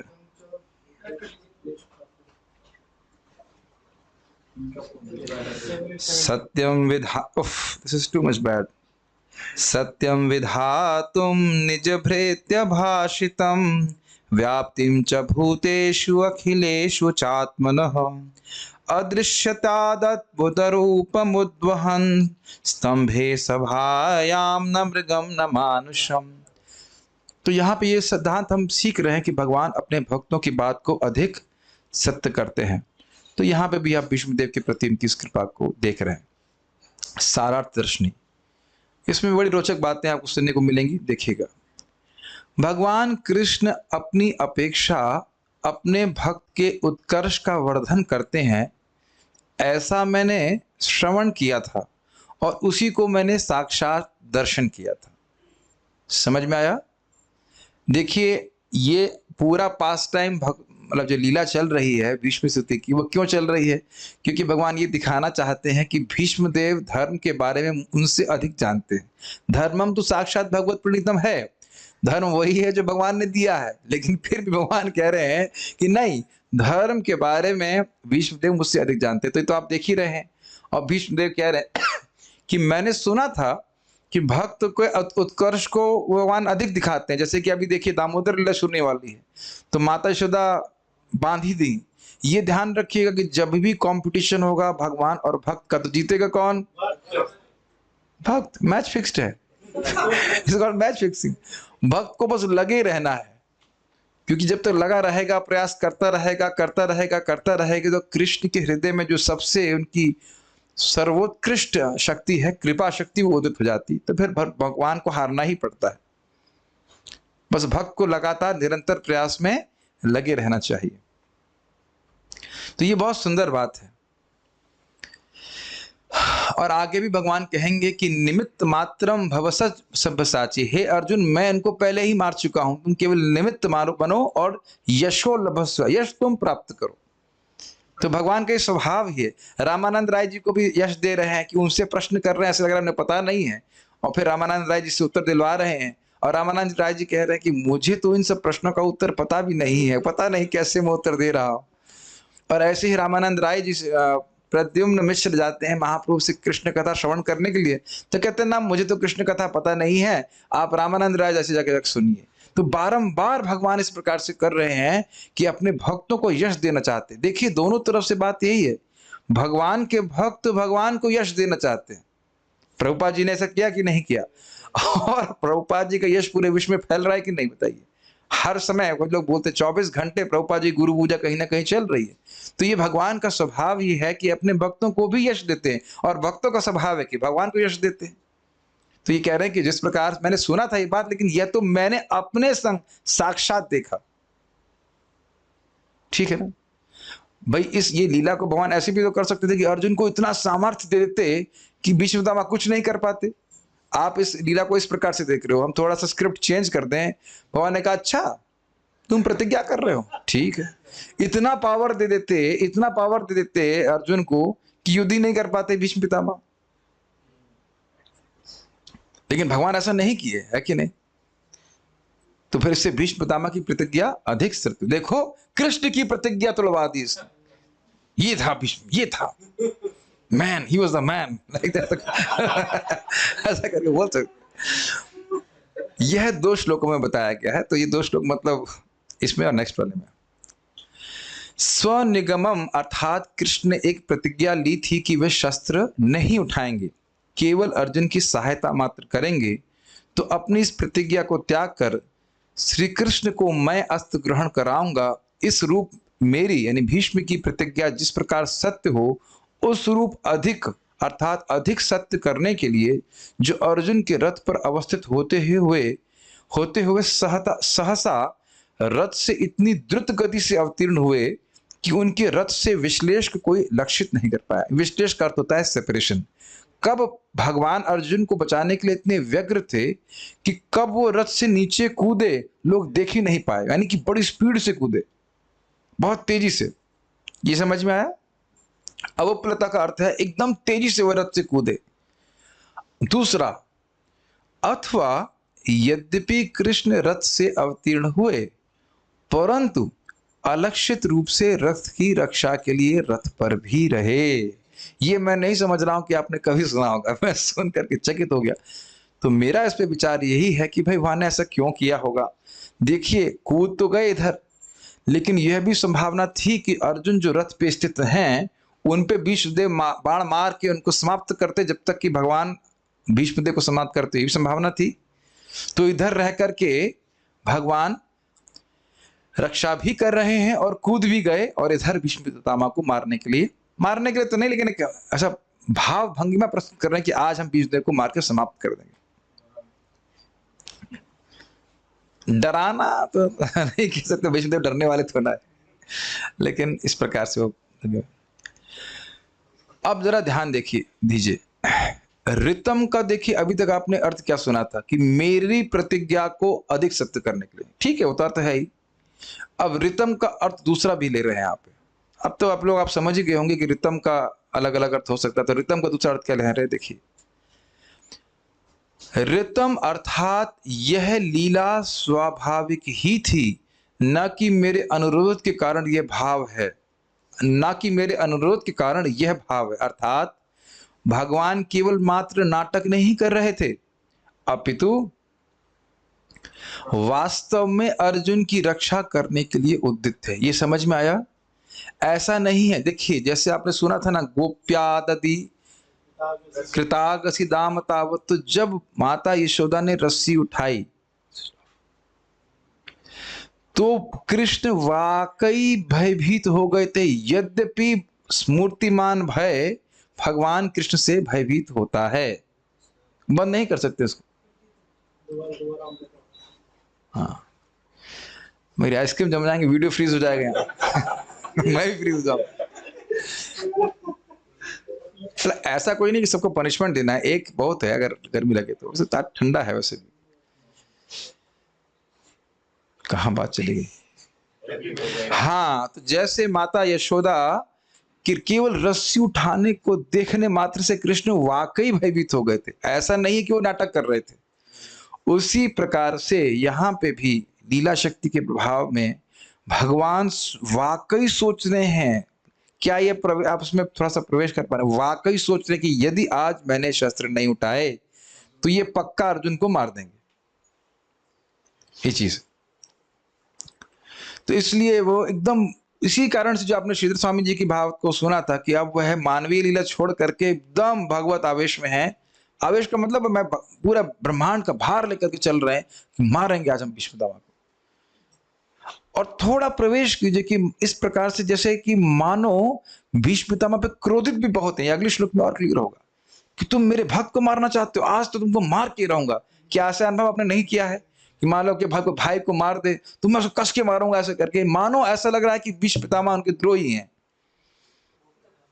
वो भी भक्त हैं, लेकिन ऐसा भगवान बिल्कुल अनुभव कर रहे हैं, मतलब प्रस्तुत भी कर रहे हैं लीला में। रितम ऐसा नहीं है कि भगवान केवल नाटक कर रहे हैं, वाकई वो ऐसा अनुभव कर रहे हैं कि यदि मैंने आज अर्जुन की सहायता नहीं करी तो निश्चित अर्जुन का मरण है। ये बात ठीक है। उन्होंने रथ का चक्र लिया और मेरी ओर दौड़े। अति उत्साहपूर्वक भागने से भगवान ने महान बल का आविष्कार किया और उससे संपूर्ण पृथ्वी कांप गई। समझ रहे हैं, बड़े क्रोध में बहुत उत्साह से भगवान दौड़ रहे हैं, और आप जान रहे हो पूरे जगत का भार लेकर दौड़ रहे हैं, धम धम करके चल रहे हैं और पूरी पृथ्वी हिल रही है। चलत गो की व्याख्या कर रहे हैं। उनका उत्तरीय नीचे गिर गया, परंतु अति उत्साह के कारण भगवान को यह अनुसंधान नहीं रहा कि उनका उत्तरीय गिर गया। तो यह भी भगवान के विशेष आवेश को सूचित करता है। कपड़ा गिर गया है, युद्ध स्थल में है, लेकिन ध्यान नहीं दे रहे हैं कि ऑफ कर दीजिए। ध्यान नहीं दे रहे हैं कि भाई बहुत सारे कोऑर्डिनेटर्स मत बन जाइए, don't do too many things in the class. भगवान देखिए एकदम से क्लास का फ्लो टूटता है, बीच में कुछ मत करिए। भगवान को यह भी ध्यान नहीं रहा कि उनकी उत्तरी गिर पड़ी है। इस प्रकार से क्योंकि कृष्ण अपने भक्त के प्रति अपने वात्सल्य के गुण को नहीं त्याग सकते, इसलिए जब अर्जुन युद्ध करने में असमर्थ होंगे तब कृष्ण अपनी प्रतिज्ञा भंग करके अर्जुन की रक्षा करने हेतु शस्त्र का प्रयोग करेंगे। ये भीष्मदेव सोच रहे हैं। अब आप और विचार कीजिए कि भीष्मदेव की इच्छा क्या है। भीष्मदेव चाहते हैं कि भगवान की पूरे विश्व में प्रसिद्धि किस रूप में हो? भक्त वत्सल के रूप में। ही कारण से तो देखिए प्रतिज्ञा करने के पीछे भी भीष्मदेव का आशय भगवान को यश देना ही था, उनका अपयश करना नहीं था। तो अब वो है चक्रवर्ती पाद, भीष्मदेव के थॉट प्रोसेस को सोच रहे हैं कि क्या हो, कैसे मैं भगवान को की भक्त वत्सलता को पूरे विश्व में ख्यापित करूं, कैसे विश्व में ख्यापित होगी, पूरे विश्व के राजाओं के सामने घटना होगी। सारे विश्व के राजा वहां पे थे कि नहीं, उनके सामने घटना होगी, सब समझ लेंगे कि भगवान अपने भक्त से कितना प्रेम करते हैं। तो अब देखिए भीष्मदेव भी सोच रहे हैं कि नहीं इस तरह से, तो सोच रहे हैं कि क्या करेंगे, यानी कि जब तक अर्जुन में असमर्थता नहीं आएगी भगवान शस्त्र नहीं उठाएंगे। ये कुछ समझ रहे हैं, अर्जुन सबसे युद्ध कर रहे हैं और अर्जुन अगर पीटते रहे सामने वाले को तो भगवान को क्या जरूरत है। कुछ क्लियर हुआ? जब तक अर्जुन हावी हो रहे हैं सामने वाले पे तो भगवान को शस्त्र उठाने की कोई जरूरत नहीं है। तो भीष्मदेव सोच रहे हैं, तो बड़ा सोच के प्रतिज्ञा की है, बहुत अच्छे से व्याख्या की गई है। तब कृष्ण अपनी प्रतिज्ञा भंग करके अर्जुन की रक्षा करने हेतु शस्त्र का प्रयोग करेंगे। कब करेंगे? जब अर्जुन को असमर्थता में डाला जाएगा, अर्जुन के असामर्थ्य को प्रस्तुत किया जाएगा, तब भगवान शस्त्र उठाएंगे। ये सोच रहे हैं। अन्यों के लिए अर्जुन को युद्ध में असमर्थ कर देना यह असंभव है, मेरे अलावा कोई कर नहीं सकता है, विष्णुदेव सोच रहे हैं। अतः एक क्षण के लिए अर्जुन को पराभूत करके मैं कृष्ण को युद्ध करते देखूंगा, जो उनका गलत हो गया, जो उनके भक्त के प्रति वात्सल्य का द्योतक है। तो आप देख सकते हैं कि भीष्म पितामह के हृदय का भी भाव यही था कि भगवान की भक्त वात्सल्यता पूरे जगत में प्रसिद्ध हो। कभी उनके मन में भाव ये नहीं था कि भगवान कृष्ण का अपयश हो। यह तो केवल दुर्योधन का भाव था कि अच्छा है कृष्ण को अपयश प्राप्त होगा। तो इट वाज एक्चुअली, अगर आप कहा जाए तो यह भगवान के प्रति भीष्मदेव का प्रेम का उपहार था। ये स्वीकार करने में कोई कठिनाई तो नहीं है, प्रेम का उपहार था कि नहीं, उनके यश को विस्तारित करना चाहते थे। और सही में अगर भगवान ने ऐसी लीला नहीं करी होती तो हमारे लिए कुछ बात करने लायक तो रहता नहीं। ये लीला को हम लोग कितनी बार सुन चुके हैं नहीं, और फिर भी मन जो है तृप्त नहीं होता है। मुझको ये लीला बहुत अच्छी लगती है। प्राय वो जो आप स्मरण कर सकते हैं कि भगवान कृष्ण क्षत्रिय आवेश में दौड़ रहे हैं अर्जुन के भीष्म के प्रति, और इस प्रकार से हैं, और जब वो दौड़ते हैं, दौड़ते दौड़ते मार रहे हैं, और भीष्मदेव वहां भी चूक नहीं रहे, दाएं दाएं उनके बाण मारे जा रहे हैं कृष्ण के ऊपर। ऐसे लग रहा है कि बिल्कुल आतताई है, युद्ध करने हैं, इनको मार देंगे ऐसे करके। फिर अंत तो फिर भीष्म अपना अस्त्र त्याग दे कहते ठीक है द्वारकाधीश, अगर आपके द्वारा हमारी मृत्यु तो उससे अच्छी फिर हमारे और गति क्या हो सकती। फिर कृष्ण विषय वेरी इंटरेस्टिंग। ये कुछ लीलाएं एकदम हृदय में छपी रहती है, बहुत ही सुंदर लीला भगवान श्री कृष्ण की है। तो ये भगवान के भक्त वात्सल्य का द्योतक। कौन से भक्त वात्सल्य? अर्जुन के प्रति तो है ही, भीष्म के प्रति भी है, उनके प्रति भी कृपा कर रहे हैं। भीष्म ने यह प्रतिज्ञा ली थी कि कृष्ण उनकी इस इच्छा को पूर्ण करने हेतु शस्त्र उठाएं। अपनी प्रतिज्ञा को भंग करके अर्जुन के प्रति अपने प्रेम को दर्शाकर एवं भीष्म को प्रमोदित करके, प्रमोदित मतलब प्रसन्न करके, भगवान श्री कृष्ण का उत्कर्ष संपूर्ण विश्व में ख्यापित हो गया। तो यही उद्देश्य था भीष्मदेव का। ये लाइन समझ रहे हैं, हिंदी समझ रहे हैं? अर्जुन को प्रसन्न किया, अर्जुन को क्षमा कीजिएगा, अर्जुन के प्रति प्रेम प्रदर्शित किया कि कितना प्रेम करते हैं अर्जुन से, और साथ साथ भीष्म को भी सुखी कर दिया कि हाँ चलो तुम्हारी भी प्रतिज्ञा सत्य हो जाए, मेरी प्रतिज्ञा भले छूट जाए, कोई दिक्कत नहीं। जब उन्होंने अपनी प्रतिज्ञा भंग की, अर्जुन के प्रति कृष्ण के इस प्रेम को देखने के पश्चात तथा भीष्म को संतुष्ट किया, कृष्ण का द्वारा हो गया, इसको हटा देना चाहिए, ठीक है, उत्कर्ष सर्वलोक में व्याख्यात हो गया। यह इस घटना का अर्थ है, तात्पर्य। यद्यपि कुरुक्षेत्र का युद्ध सैन्य सिद्धांतों पर लड़ा गया था, लेकिन साथ ही साथ इसमें खेल जैसी भावना भी थी, मानो वह दो मित्रों के बीच होने वाला युद्ध हो। दुर्योधन ने भीष्मदेव की आलोचना की और दोषारोपण किया कि वे अर्जुन से पितृवत स्नेह के कारण उसे मारने से हिचकते हैं। इसकी व्याख्या मैं कर चुका हूं। एक क्षत्रिय युद्ध के सिद्धांत पर किया गया अपमान सह नहीं सकता। अतः भीष्मदेव ने प्रतिज्ञा की कि अगले दिन वे 5 पांडवों का वध अपने विशिष्ट हथियार से कर देंगे। इसको मैं पहले पढ़ा चुकी, व्याख्या की जरूरत नहीं है। इससे दुर्योधन संतुष्ट हो गया और उसने अपने पास वह तीर ले लिए जिसे वह अगले दिन युद्ध के समय देगा। अच्छा, आपने एक बात नहीं सोची कि यदि इसका अर्थ यह था कि उसको भीष्म पितामह पे विश्वास नहीं था और अगर विश्वास किया होता तो काफी संभावना थी कि वो 5 बाण उनके पास रहते और उपयोग करते। वैसे तो खैर भगवान फिर भी बचा ही लेते, लेकिन नालायक को किसी विश्वास नहीं था, किसी विश्वास नहीं था। और अपने पास आकर बहुत बुद्धिमान रखा रहा, बहुत बुद्धिमानी कर रहे थे, लेकिन ऐसा नहीं। लेकिन अर्जुन ने चाल करके दुर्योधन से भी तीर प्राप्त कर लिया, और चाल का इंस्पिरेशन कौन दिया? वह भी भगवान कृष्ण दिए। और भीष्मदेव को यह समझती देर न लगी कि यह भगवान कृष्ण की चाल है। अच्छा, मेरे से चाल करते हो, ठीक है। तो अब देख रहे हैं कि खेल जैसा हो रहा है, इधर चाल चल रहे हैं कृष्ण, तो भीष्म कहते हैं अच्छा मेरे से कर रहे हो तो मैं भी कुछ करके दिखाता हूँ आपको। आपने मेरा संकल्प तोड़ा है तो हम आपका भी संकल्प तोड़ेंगे, यही बात है। तो मजाक मजाक की बात है। अतः भीष्मदेव ने प्रतिज्ञा की कि अगले दिन कृष्ण को अस्त्र उठाना ही पड़ेगा, अन्यथा उनका मित्र अर्जुन मारा जाएगा। दूसरे दिन भीष्मदेव ने इतना भयानक युद्ध किया कि अर्जुन तथा कृष्ण दोनों ही संकट में पड़ गए। अर्जुन लगभग हार ही चुका था। परिस्थिति इतनी नाजुक थी कि वह भीष्मदेव द्वारा अगले ही क्षण मारा जाने वाला था।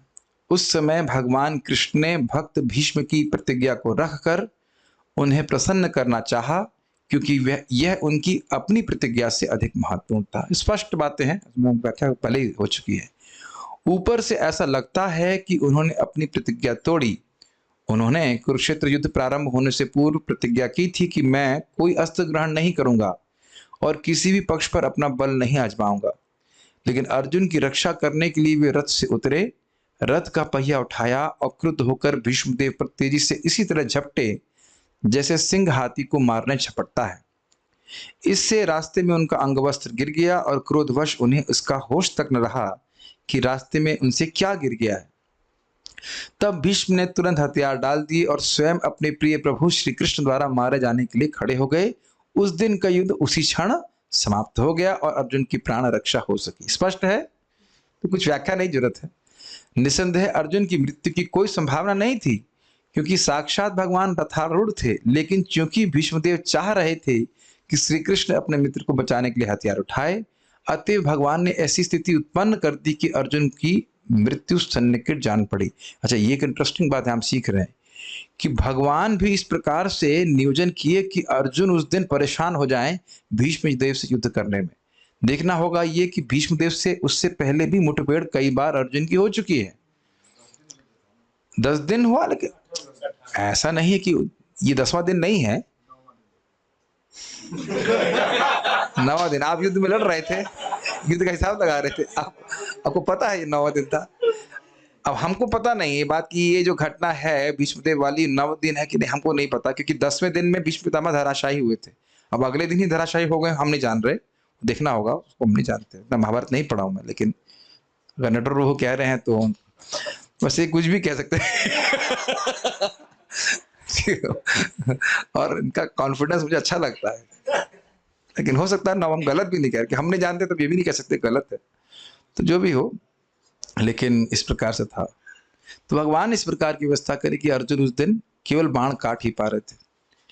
वे भीष्मदेव के समक्ष यह दिखाने के लिए खड़े रहे कि भीष्म की प्रतिज्ञा पूरी हो गई और उन्हें पहिया उठा लिया। अच्छा, एक इंटरेस्टिंग बात यह भी है कि पहिया तो कोई अस्त्र नहीं है, ना कोई शस्त्र है, लेकिन फिर भी कुछ लोग जो भगवान की निंदा करते तो कहते शस्त्र उठाया ना उसने, डंडा भी उठा लिया होता तो माना जाएगा ना शस्त्र उठा लिया। इस प्रकार से जो भगवान की निंदा करते तो वो निंदा करेंगे ही, लेकिन वैसे मुख्य बात यह है कि भगवान का भक्त वात्सल्य सूचित हुआ। अब आप ये बताएं कि अगला श्लोक आज ही सुनना चाहते हैं, ये पेट भर गया तो कल सुनाए, आज ना सुनाए? हाँ सुना दें, क्योंकि दोनों श्लोक लिंक्ड हैं। फिर अगला वाला श्लोक काफी लंबा है। हाँ पूछ रहे हैं तो मतलब हाँ सुनना चाहते हैं, ठीक है, आज ही सुनना चाहते हैं तो आज ही सुन लेते हैं। बहुत इजी है कि लिंक्ड है, इसलिए वो लीला से बाहर आ जाएंगे तो फिर तो आनंद नहीं आएगा। तो ठीक है, सब लोग बोल रहे हैं आज ही सुन लेते हैं। मृदंग शीत विशिख हतो विशीर्ण दंशः शतज परिप्लुत आततायिनो मे शीत विशिख हतो विशीर्ण दंशः शतज परिप्लुत आततायिनो मे रसभमभिससार मदवधार्थं सभवतु मे भगवान गतिर् मुकुन्दः सारमधवधार्थं सभवतु मे भगवान गतिर् मुकुन्दः शीतविशिखहतो विशीर्णदंशः शतज परिप्लुत आततायिनो मे विशीर्णदंशः शतज परिप्लुत आततायिनो मे रसभमभिससार मदवधार्थं सभवतु मे भगवान गतिर्मुकुन्दः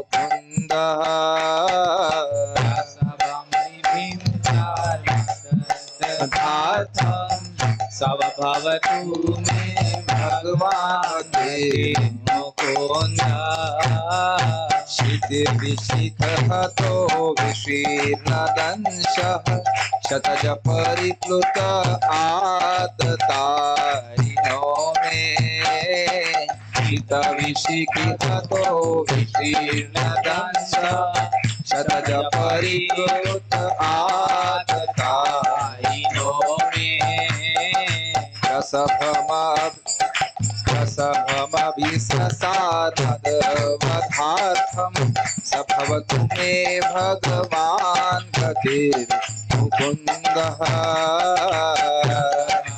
ससारमधवधार्थं सभवतु मे भगवान गतिर्मुकुन्दः।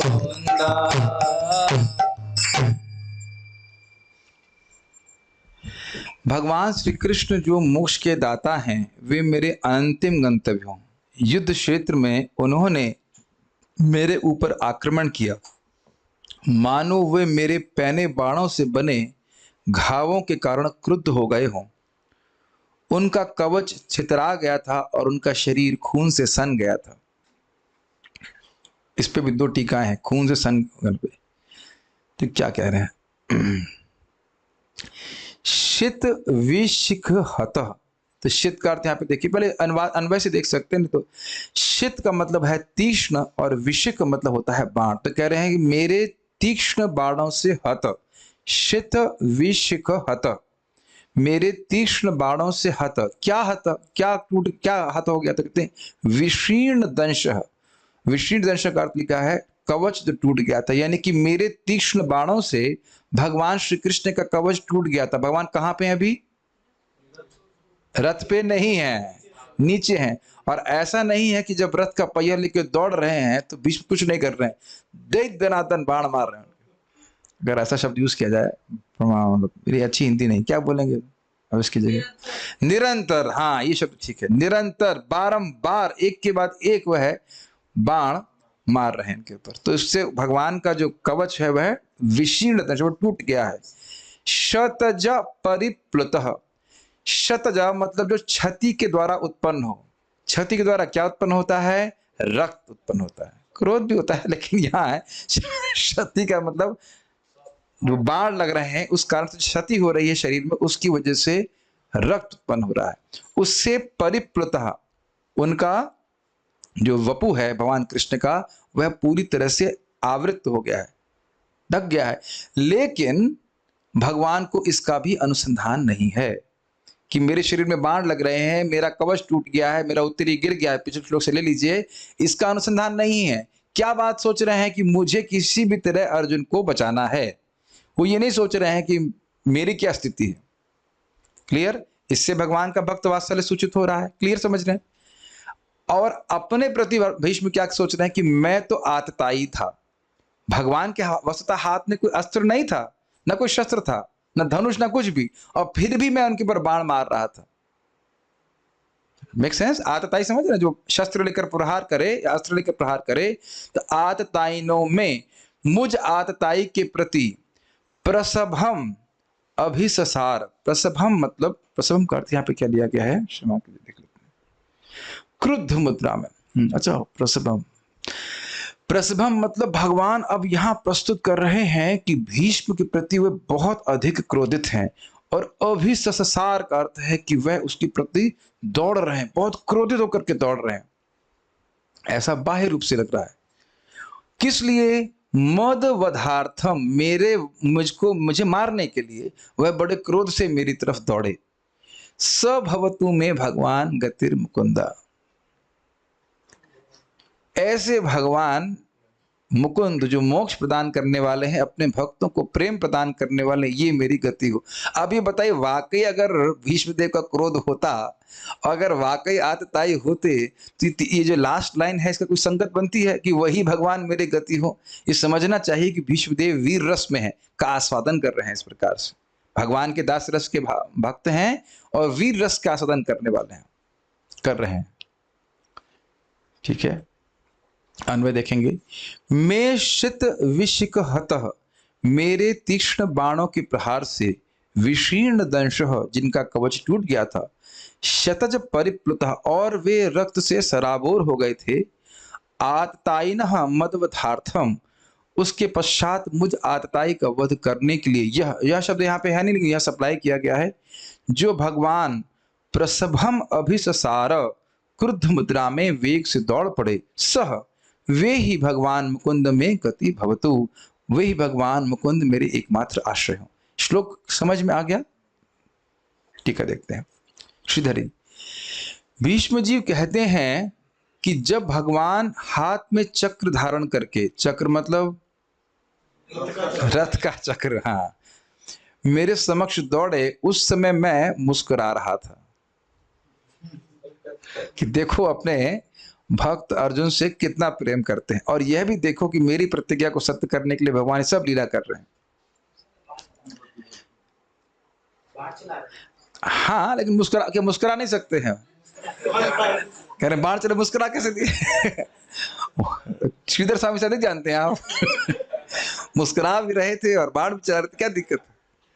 हम मुस्कुरा के क्लास नहीं दे रहे। मुस्कुरा क्यों रहे हो, क्लास दे रहे हो? अब क्लास दीजिए, मुस्कुरा, ये काम कीजिए आप। ऐसा तो नहीं आप क्यों हंस रहे हैं, क्लास सुन रहे हैं और हंस रहे हैं। तो ये दोनों चीजें देखिए, ये प्रभुपाद पिछले श्लोक में बता चुके हैं कि तात्पर्य ये खेल हो रहा है, लीला चल रही है। मुझे याद है बलराम हॉल में लीला प्रस्तुत कर रहे थे भक्त लोग, तो जो माता जी देवकी बनाई वही पूतना बन के आ गई। इतनी हंसी आ रही थी, बहुत बढ़िया सी देवकी बनाई और वही घूम करके पूतना बन गया, वो करके आ रही। तो ये सब लीला चल रही है। तो भीष्म देवी जान रहे हैं भगवान के अनुभाव को। मुझे गर्व था कि मैंने अपनी प्रतिज्ञा सत्य कर ली और श्री कृष्ण की प्रतिज्ञा टूट गई। क्या ये बताइए, इसी लाइन में जो भी हमने पढ़ा, आपको नहीं महसूस हो रहा है कि भीष्मदेव मुस्कुरा रहे होंगे? देखा, मैंने अपनी प्रतिज्ञा पूर्ण कर ली और कृष्ण की प्रतिज्ञा टूट गई। इस तरह से त्रैलोक्याधिपति से द्रोह करने के कारण धनुष धारण किए मैं आतताई था। त्रैलोक्याधिपति मतलब भगवान कृष्ण जो तीनों लोकों के स्वामी हैं, उनसे द्रोह कर रहा था। मेरे तीक्ष्ण बाणों के प्रहार से भगवान का कवच टूट गया था और वे रक्त से सराबोर हो गए थे। स्पष्ट है। हाँ, अब बड़ा इंटरेस्टिंग है। अर्जुन उनको बलपूर्वक रोक रहे थे, किंतु वे माने नहीं, अपितु मुझ पर टूट ही पड़े। ये बड़ा विशेष बात है, पहले पढ़ूंगा फिर समझाता हूं। यह देखकर लोगों को लगा कि भगवान अर्जुन के पक्षपाती हैं, किंतु वह तो श्री भगवान का मुझ पर अनुग्रह था, क्योंकि वे सोचे मेरी प्रतिज्ञा टूट भले ही जाए, किंतु मेरे भक्त भीष्म की प्रतिज्ञा तो सुरक्षित रहे। ऐसे भगवान एकमात्र मेरे आश्रय रहे। क्यों कह रहे हैं आश्रय रहे? क्योंकि कितना प्रेम वो उनसे भी कर रहे हैं, यह भीष्मदेव देखे थे। ये क्लियर समझ में आ रहा है कैसे अर्जुन से प्रेम कर रहे हैं और कैसे उनसे भी प्रेम कर रहे हैं, यह भीष्मदेव ने देखा था। अब आप एक बात ध्यान से दीजिएगा, जब भगवान अर्जुन को बचाने के लिए कूदे तो अर्जुन समझ गए कि क्या करने वाले हैं, और जब शस्त्र उठाए तो अर्जुन चाह रहे थे कि भले मैं मर जाऊं, लेकिन भगवान की अपयश नहीं होना चाहिए। तो इसलिए वह उनके चरणों को पकड़ रहे हैं कि नहीं, आप ऐसा मत कीजिए, आप युद्ध में भाग मत लीजिए, इससे आपका अपयश होगा। मेरी मृत्यु हो जाए कोई बात नहीं, लेकिन आपका अपयश नहीं होना चाहिए। तो देखिए कितना अर्जुन का भाव था। और बार बार भगवान बोल रहे नहीं, तुमको ये मार डालेंगे, तुमको मार डालेंगे। इसी भाव में भगवान जा रहे हैं, और जो पूरे विश्व का भार लेके चल रहा है, उनके आगे अर्जुन क्या है? तो इसीलिए अर्जुन का अतिक्रमण करके, संस्कृत में जो टीका लिखी उसमें लिखा अतिक्रम में, अर्जुन का अतिक्रमण करके अर्जुन के टांग पकड़े हैं, लेकिन उनको घसीटते हुए कृष्ण जा रहे हैं। कितने आवेश में है सोचिए। आपने कई बार देखा होगा, यहाँ पे कोई युद्ध तो नहीं, झगड़ा होता है तो कोई व्यक्ति शक्तिशाली झगड़ा कर रहा है, उसको पकड़ने वाले की पिटाई हो जाती है छुड़वा रहा उसी की पिटाई हो जाती है बेचारे की। तो अर्जुन टांग पकड़ रहे हैं लिटरली कृष्ण का, लेकिन कृष्ण को रोक नहीं पा रहे हैं।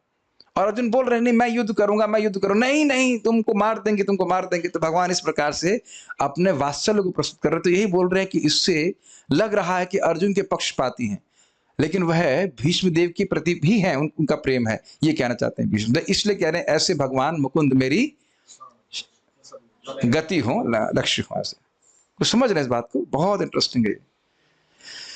अब सारार्थ दर्शनी पे बड़ा इंटरेस्टिंग एंगल दे रहे हैं।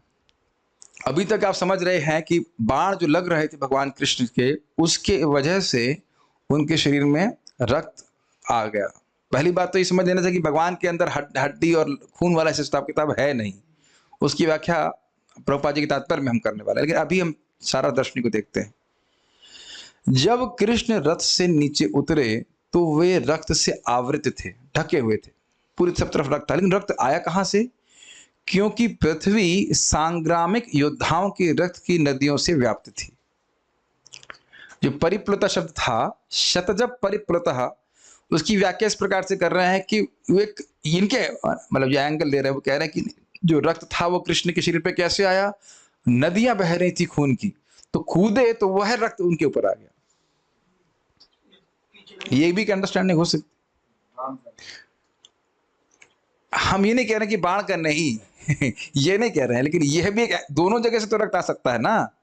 बाण लग रहा है तो कृष्ण के वपु से, शरीर से जो अगर रक्त निकल रहा है, लेकिन ये सब मैं खाली बोलने के लिए बोल रहा हूं। भगवान कृष्ण का कोई रक्त नहीं होता है, वो तो केवल लीला शक्ति के लिए, लीला के लिए इसमें से प्रस्तुत किया जा रहा है। वह भी एक संभावना है। और दूसरा यह संभावना ये कह रहे हैं कि जब कूदे तो जो सब तरफ रक्त बह रहा था, वस्तुतः रक्त की नदियां सी बह रही थी, वो सब उसकी उस पर जब कूदे तो उसकी वजह से रक्त उनके शरीर पे आ गया।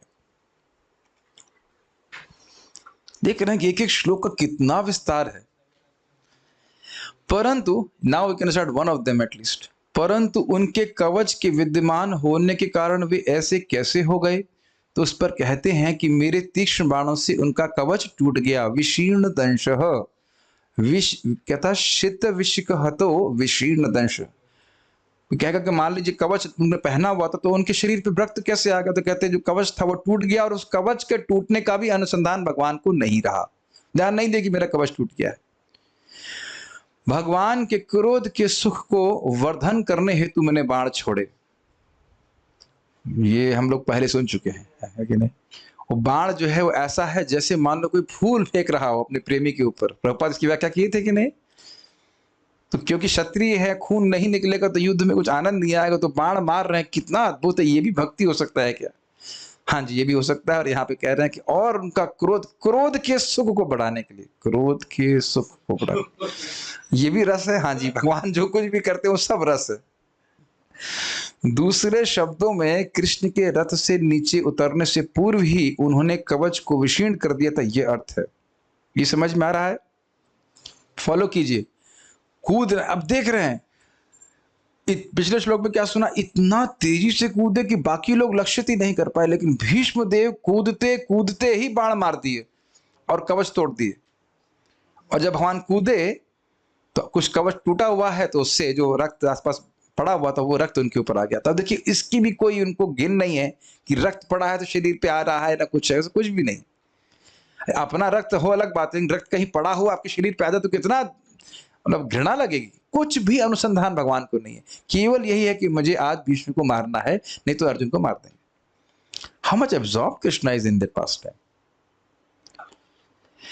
प्रसभम अर्थात बलपूर्वक अर्जुन का निषेध एवं अतिक्रमण करके मेरे वध के निमित्त वे अग्रसर हुए, इस अभिप्राय से कि आज मैं स्वहस्त से भीष्म का वध कर दूंगा। समझ में आए? कभी कभी गुस्से में लोग ऐसा बोलते हैं, मैं तुमको अपने हाथ से मार दूंगा, ऐसे करते हैं। तो इस प्रकार से क्रोधित होकर के भगवान भीष्मदेव की तरफ दौड़ रहा है। अर्जुन का निषेध एवं अतिक्रमण समझ में आ रहा है। अर्जुन मना कर रहे थे, भगवान नहीं माने, और अतिक्रमण मतलब जब बलपूर्वक भी अर्जुन ने भगवान को रोकने का प्रयास किया तो नहीं उसे रोके, उन्हें घसीटते हुए वह भीष्मदेव की तरफ चल पड़े। यहां अभिससार शब्द उस नायक को इंगित करता है जो नायिका से मिलने की इच्छा रखता हो। इसी प्रकार जब कृष्ण मेरी ओर क्रोध में अग्रसर हुए तो मैं विशेष रूप से प्रसन्न हो गया। कुछ समझ में आया? जैसे अब देखिए, ये चक्रवर्ती पाद का अद्भुत टीका है कि ये प्रभुपाद जी इसको तात्पर्य में बताते हैं कि जैसे कोई नायक की नायिका से मिलने के लिए उद्यत हो तो नायिका प्रसन्न हो जाएगी। तो कह रहे बाहर रूप से लग रहा है कि बाण मार रहे हैं, वो कृष्ण क्रोध कर रहे हैं, लेकिन भीष्मदेव बड़े प्रसन्न हो रहे हैं कि देखो भगवान मुझ पर कितनी कृपा कर रहे हैं, मेरी प्रतिज्ञा को सत्य करना चाहते हैं, ऐसे करके। इसमें मुझे ये भी याद आ रहा था कि भगवान का भक्त जब संकल्प लेता है, व्रत लेता है कि मैं ये माला करूंगा इत्यादि, तो भगवान उसको पूरा कराते हैं। और हर भक्त को मन में हमेशा ये भावना होनी चाहिए कि भगवान आपकी कृपा रहेगी तो मैं अब जीवन भर अपने व्रतों का पालन कर पाऊंगा। ये हमेशा याद रखना चाहिए। उनकी आशीर्वाद से ही हम जीवन भर इस प्रकार से रोज 16 माला का जप, 4 नियमों का पालन इत्यादि कर पाएंगे। Every day that should be our awareness. कभी अहंकार नहीं आना चाहिए। मेरे लक्ष्य कृष्ण के सिवाय और कोई ना हो जो मुक्ति के दाता हैं, जिन्होंने इस प्रकार कार्य किया है। अच्छा, ये बताइए कि क्या भीष्मदेव मुक्ति चाह रहे हैं? तो मुक्ति करते यहाँ पे क्या है? प्रेम। बारंबार रति, आसक्ति, ये सब प्रार्थना कर रहे हैं। तो कह रहे हैं मुकुंद अर्थात भगवत प्रेम देने वाले, हे कृष्ण, मैंने यह प्रार्थना केवल आपको अर्पित की है। इस प्रकार से बोल रहे हैं। ये याद आ रहा है कि कृष्ण को डायरेक्ट नहीं बोल रहे हैं, वो मुकुंद मेरी गति हो, वो कृष्ण गति हो, अर्थात युद्ध स्थल में जो कृष्ण का रूप था उसी को स्मरण करके बार बार भीष्मपितामह बोल रहे हैं। वही मन जा रहा है। तात्पर्य, कुरुक्षेत्र के युद्ध क्षेत्र में भगवान कृष्ण तथा भीष्मदेव के आपसी व्यवहार अत्यंत रोचक हैं, क्योंकि भगवान श्री कृष्ण की गतिविधियां अर्जुन के प्रति पक्षपातपूर्ण और भीष्म के प्रति शत्रुतापूर्ण लग रही थी, लेकिन वास्तव में यह सब कुछ महान भक्त भीष्मदेव के प्रति विशेष अनुग्रह दिखाने के लिए था। ठीक है, ये व्याख्या हम कर चुके हैं। ऐसे आचरणों की सबसे बड़ी विशेषता यह होती है कि भक्त शत्रु का अभिनय करते हुए भी भगवान को प्रसन्न कर सकता है। जैसे यहां पे लग रहा है कि भीष्मदेव शत्रु है, आतताई है। परम पूर्ण होने के कारण भगवान अपने भक्त की शत्रु वेश में भी सेवा ग्रहण कर सकते हैं। वीर रस का आस्वादन भगवान कर सकते हैं। परमेश्वर का कोई शत्रु नहीं हो सकता, न ही कोई तथाकथित शत्रु उन्हें हानि पहुंचा सकता है, क्योंकि वे अजित हैं। इस 7वें स्कंद में भी बात आती है कि अरे शत्रु जो असुर इत्यादि विष्णु पे जीतेंगे कैसे? उनको पकड़ ही नहीं सकते। भगवान तो गुणों के बिल्कुल परे हैं, तो उनको कौन पकड़ेगा? ठीक है, तो इसलिए कह रहे हैं कि, और हाँ, इसी कारण से भगवान का ना कोई शत्रु है ना मित्र है। शत्रु तो तब होगा जब वो आपको कुछ अहित कर सके, इसलिए आपको भय होगा, लेकिन भगवान का कोई अहित कर ही नहीं सकता है, तो इसलिए कैसे उनको भय होगा?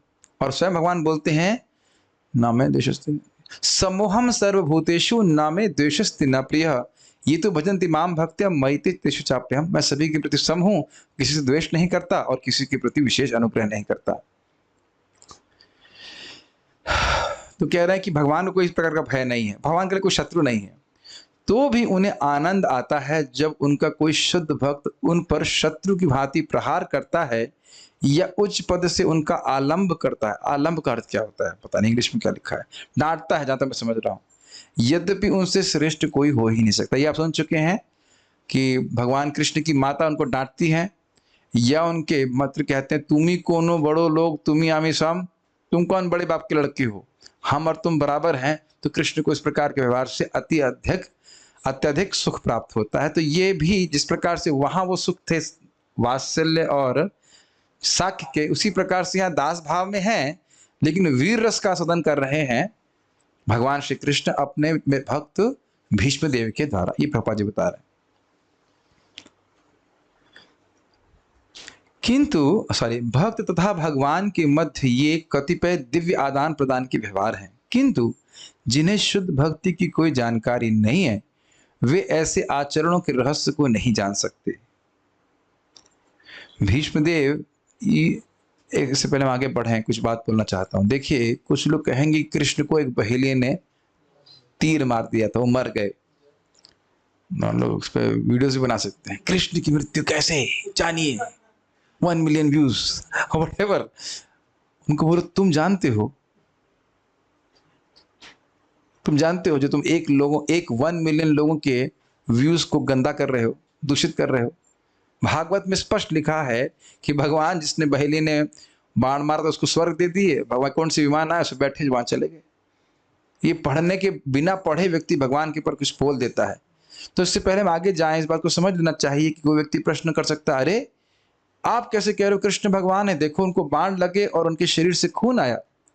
लेकिन यहां भी हम देखते हैं कि कोई जादूगर ऐसा जादू दिखाएगा जो बिल्कुल अविश्वसनीय, हमारे आंखों के सामने कृष्ण हॉल में, मैंने कई बार उदाहरण दिया, एक जादूगर, डिवोटी जादूगर आए और उन्होंने, एक लड़की थी उनके असिस्टेंट, उसको टोपी पहनाई ऐसे सर पे और उसमें आग लगा दी। अब बताइए, किसी के सर पे जोर से लपटें निकल रही हो अग्नि की, तो नाचेगा वो? ओ माता जी नाच रही हैं, हरे कृष्णा कर। उन्होंने कहा ये तो उन लोग के लिए करना पड़ेगा जो लोग जब पे सोते हैं। तब तो शायद वो नहीं सोएंगे। नहीं नहीं, ऐसा मैं, हम करने वाले भी खतरनाक साधु नहीं है, डोंट वरी। लेकिन लिटरली हमें याद है वो कि ऐसे वो नाच रही, वो बड़ी बड़ी अग्नि निकल रही थी। तो हमने कहा भाई ऐसे कैसे हो सकता है, तो बिल्कुल लॉजिकल नहीं। तो आप जो देख रहे हैं उसमें विश्वास नहीं करेंगे, क्योंकि आप जान रहे हैं कि जादूगर जादू कर रहा है। कई बार आप देखेंगे वो जो उसके असिस्टेंट है उसकी गर्दन काट देगा, और बिल्कुल, और वो गर्दन भी हंस रही होती है, हाँ कर रही है, और आपको देख, आपकी आंखों के सामने लगेगा अरे तो गर्दन कट की लड़की की, वो धड़ नाच रहा है उसका, और ऐसे हो जाता है। तो बताइए, समान जादूगर ऐसा कर सकता है तो कृष्ण नहीं कर सकते? स्वाभाविक सी बात है। अरे भाई, जो भगवान श्री कृष्ण संकल्प मात्र से 5 ब्रह्मास्त्र को निरस्त कर सकते हैं, अभी हमने सुन चुके हैं ना पहले। तो भीष्म देव के बाणों को ऐसे बोल देते ना, शांत हो जाओ, ठीक है, रुक जाओ, बस हो गया, ज्यादा बाण मारने की जरूरत नहीं है, मैं भगवान हूं, जानते नहीं। तो कोई लीला को आस्वादन करने के लिए रहता ही नहीं ना। तो इसलिए यहाँ पे वो कह रहे हैं कि भगवान को भी आनंद आ रहा है, वीर रस का आस्वादन करने के लिए ऐसा कर रहे हैं। इसीलिए लीला शक्ति के प्रभाव में एक जादू प्रस्तुत हो रहा है कि उनको खून निकल रहा है। भगवान का शरीर पूरी तरह से सच्चिदानंद है, उसको कोई बाण वाण नहीं काट सकता है, तो समझना होगा। इसीलिए भगवान की लीलाओं के रहस्य को जो समझता है भगवान के पास चला जाता है, ठीक है। भीष्मदेव ने एक वीर योद्धा की भूमिका निभाई और उन्होंने जानबूझकर भगवान के शरीर को बाणों से बींध कर दिया, जिससे सामान्य लोगों की दृष्टि में भगवान घायल प्रतीत हो गए। इसी की व्याख्या कर रहा था मैं, लेकिन वास्तव में वह अभक्तों को मोहग्रस्त करने के लिए था। क्लियर? पूर्णतः दिव्य शरीर कभी घायल नहीं किया जा सकता और भक्त कभी भी भगवान का शत्रु नहीं बन सकता। यदि ऐसा ही होता तो भीष्मदेव उन्हीं भगवान को अपने जीवन के अनंतिम गंतव्य के रूप में न चाहे होते। क्लियर है कि नहीं? भले ही बोल रहे हैं मैं आतताई था या था वो जो भी था, लेकिन भगवान को सुख ही दिए थे और भगवान के प्रति प्रेम ही अपना प्रदर्शित किए थे इस प्रकार से। तो कह रहे ऐसे ही भगवान मेरी गति हो। यदि भीष्मदेव कृष्ण के शत्रु होते तो कृष्ण बिना हिले डुले ही उनका विनाश कर देते। यही बोला है मैंने, आउट, खत्म। भीष्मदेव को मारने में कितना समय लग रहा है। ऐसे ही जब हिरण्यकश्यप से युद्ध करने के लिए आए तो शाम तक युद्ध करते रहे, तो देवताओं की भी हालत खराब, कि लग रहा है कि आज तो जो है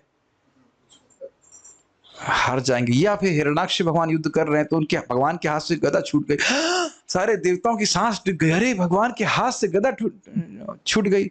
और जब भगवान को मारना था, एक थप्पड़ मारे, हिरण्याक्ष मर गया, सारे हिरण्याक्ष मर गया। अब ऐसे मतलब कुछ तो उनको लगना चाहिए ना, युद्ध कर रहे हैं ऐसे करके, नहीं तो भगवान के समान कौन शक्तिशाली है। ये काफी इंटरेस्टिंग है। उन्हें रक्त से सने घाव देखकर भीष्मदेव के समक्ष आने की आवश्यकता नहीं थी, मतलब इतना कुछ करने की जरूरत नहीं थी। इस लीला से, उन लीला में विभोर होकर भगवान को भी सुख मिल रहा है। और आप ध्यान दीजिएगा कि इन लीलाओं का श्रवण कीर्तन करके आने वाले भक्तों को भी सुख मिल रहा है और आने वाले भक्तों को प्रेम भी प्राप्त होगा, इसलिए भगवान ये सब लीला करते हैं।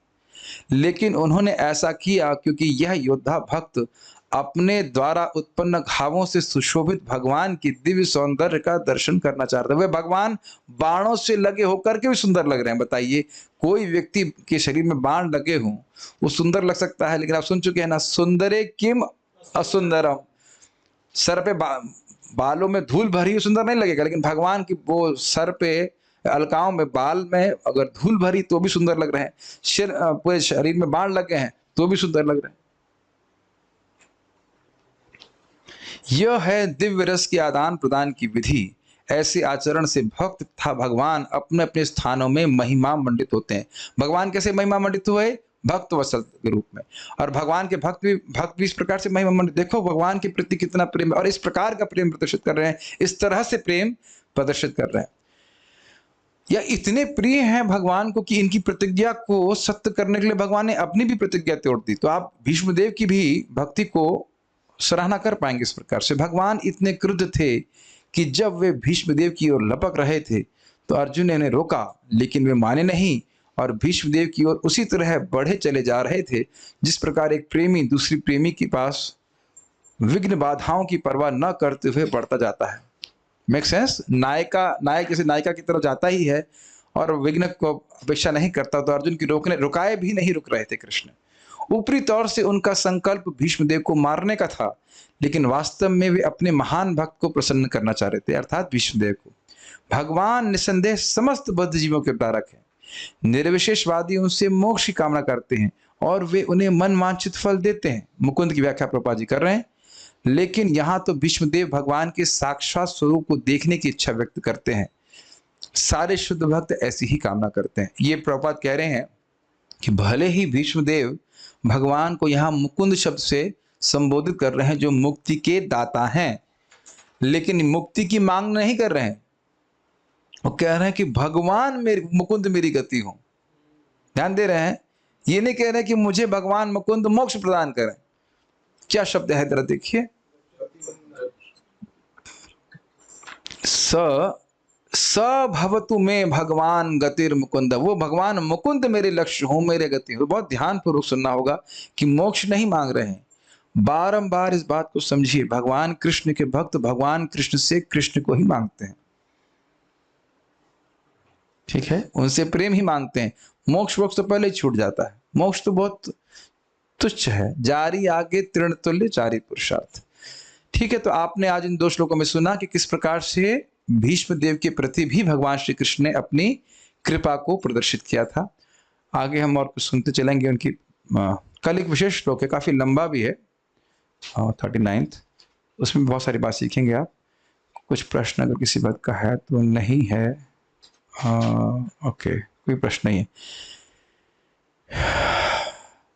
ठीक है, तो हम लोग कुछ प्रश्न देख लेते हैं। अगर आपका कोई प्रश्न नहीं